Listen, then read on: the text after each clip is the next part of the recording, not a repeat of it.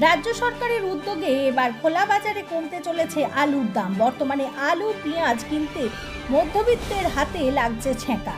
দুদিন আগেই মুখ্যমন্ত্রী এ ব্যাপারে কড়া নির্দেশ দিয়েছেন, বাজারে কমাতে হবে আলুর দাম। আজ হরিপাল বিডিও অফিসে রাজ্য সরকারের মুখ্য সচিবের নির্দেশে হুগলি জেলার আলু ব্যবসায়ী সমিতির সঙ্গে রাজ্যের কৃষিজ বিপণন মন্ত্রী বেচারাম মান্না এবং সরকারি আধিকারিকদের নিয়ে এক বিশেষ আলোচনা সভা অনুষ্ঠিত হলো। আলোচনা সভার সিদ্ধান্ত হয়, যেহেতু কলকাতার বিভিন্ন বাজারে আলু যায় হুগলি জেলা থেকে, তাই জেলায় 26 টাকা কেজি দরে কলকাতায় আলু পাঠাতে হবে, যা কলকাতায় বাজারে বিক্রি হবে 30 টাকার কমে। আলুর দাম কমা নিয়ে কি বললেন রাজ্যের কৃষিজ বিপণন মন্ত্রী বেচারাম মান্না, শুনে নেব।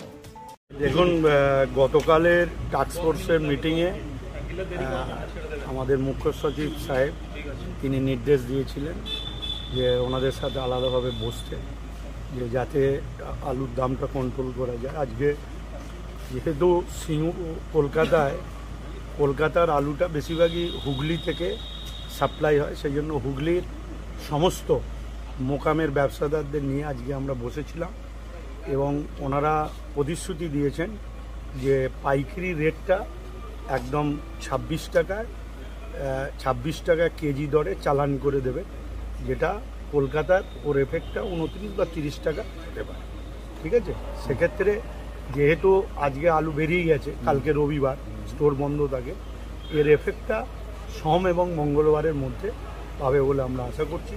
এবং ওরা আশ্বস্ত করেছে যে যতক্ষণ না নতুন আলু উঠছে ততক্ষণ পর্যন্ত তারা আলুর যোগানটা ঠিক রাখবে এবং দামটাও তারা 30-এর নিচে রাখবে, এটাই কথা বলছি। দাদা, এমনি তো পাইকারি বাজারে 27 থেকে 28 টাকার ভেতরেই দাম, সেই জন্যই তো ওনাদেরকে চাপ দেওয়া হয়েছিল।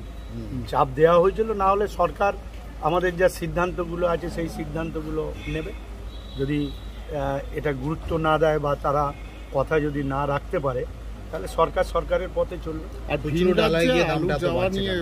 দেখুন, ব্যাপারটা হচ্ছে যেহেতু পাইকারি মার্কেটে বেড়েছে, সেই হেতুই খুচরো মার্কেটও বাড়ছে। আমরা পাইকারি মার্কেটের ব্যবসায়ীদের আমরা ডেকেছিলাম, তাদের এফেক্টটা যে পেলে যদি দেখি 26 টাকায় তারা দিচ্ছে, তাহলে আমরা খুচরো মার্কেটে সেখানে গিয়ে বলতে পারবো, সেখানে নজরদারি চালানো হবে। বাইরের রাজ্যে আলু যাওয়া নিয়ে অনেকে বলছেন নাকি যে আলু যাওয়া বন্ধ হয়েছে, কিন্তু কি বলবেন? আমাদের সরকারে রয়েছে বিভিন্ন জন, বিভিন্ন রকম গুজব পরিস্থিতি সব কিছু চালায়। সরকার তার পরবর্তীত পরিস্থিতি অনুসারে রাজ্যের মানুষের মঙ্গলের স্বার্থে যেটা করণীয় সেটা করবে। মানে অন্য রাজ্যে যে আলু ব্যবসাদাররা পাঠাচ্ছে সেটা আপাতত জারি থাকবে, মানে এই মুহূর্তে আমরা সে কথা বলছি। দাদা, বীজের দাম দ্বিগুণ, মানে যেখানে 2000 টাকা বীজ, বীজের দামটা আমাদের কন্ট্রোলের মধ্যে নেই। আমরা যেটা করতে পারি যে আমাদের উৎপাদিত বীজ পর্যাপ্ত কৃষকদের মধ্যে সাপ্লাই দিতে পারি।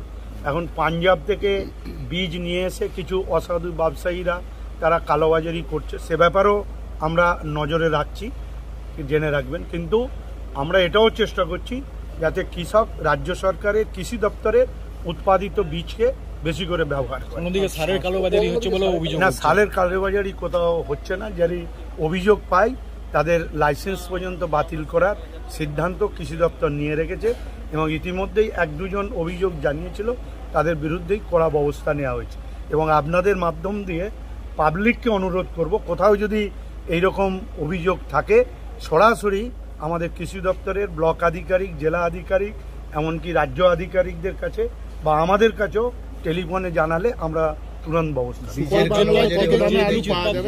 নিশ্চিতভাবে বীজের কালোবাজারি হলেও আমরা নিশ্চয়ই সেটা আমরা। চাষের খরচ কমানো যাচ্ছে না, চাষিরা বলছে। দেখুন, সত্যিকারই কৃষকদের তাদের বীজের যদি এইভাবে লাগাম ছাড়া দাম নেয়, খরচ তো বাড়বে।